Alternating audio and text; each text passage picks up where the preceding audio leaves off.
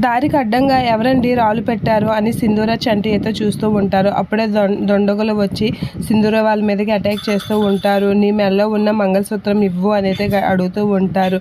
ఏంటి తాడ, దయచేసి దీన్ని అడక్కండి అని బ్రతిమలాడుతూ ఉంటుంది సింధూర.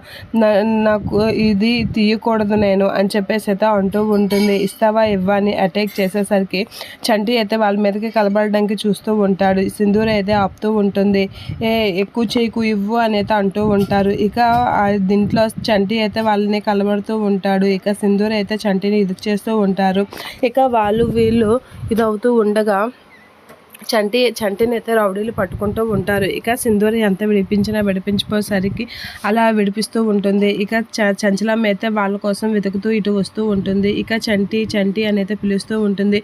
ఇక వాళ్ళైతే చంటిని గట్టిగా పట్టుకుంటూ ఉంటారు. ఇంకొక అతనైతే కత్తి పట్టుకొని వస్తూ ఉంటాడు. అలా చంటి అయితే అతని నుంచి విడిపించుకోవడానికి ట్రై చేస్తూ ఉంటాడు. అతని నుంచి విడిపించుకోవడానికి ట్రై చేసే లోపు ఇంకొక అతను వచ్చి చంటిని పొడి చేస్తూ ఉంటాడు.